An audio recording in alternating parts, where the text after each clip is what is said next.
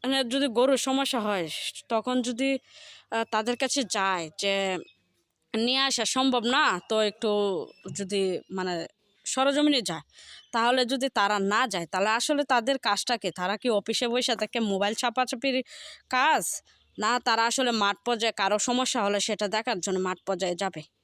সেটা প্রশ্ন জনসাধারণের কাছে এবং আটপাড়া যারা ঊর্ধ্বতন কর্মকর্তা আছেন তাদের কাছে।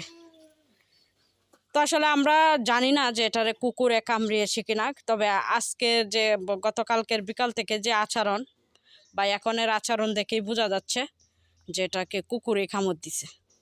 কারণ সে দপ করে পড়ে যায়, অশৃঙ্খলতা করে, যদিও কাউকে আক্রমণ করে না, কিন্তু এই যে এবং 2 দিন এই অবস্থা।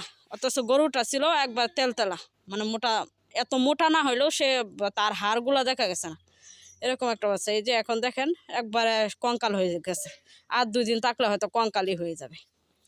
তো আমাদের কথা হলো গিয়ে, আমার কথা হলো যে একজন ডাক্তারকে যদি কেউ স্মরণ করে বা বলে যে যাওয়ার জন্য, একটু দেখার জন্য যে কি সমস্যা হয়েছে, তখন তারা আসলে বলে, বিভিন্ন অজুহাত দেখায় যে তারা ওই দিকে যায় না, কম যায়। তাহলে আমরা যে শর্মশিয়া যে অঞ্চলটা, আমরা কি আসলে আটপাড়ার বাহিরে পড়ে গেছি, না এমন একটা মানে ওই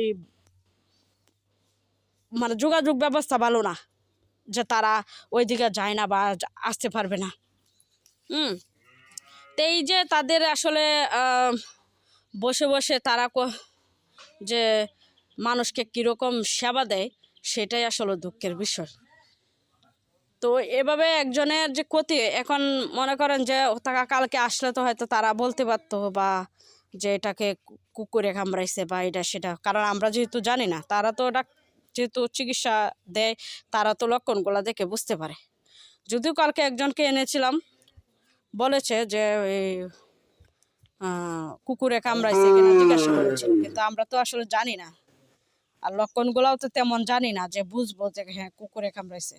তো আমি রাতে ইউটিউবে দেখেছি, সার্চ দিয়ে পরে দেখলাম যে আসলে লক্ষণগুলা তার সাথে মিলে যায়, এই বুঝলাম যে কুকুরে কামড় দিয়েছে।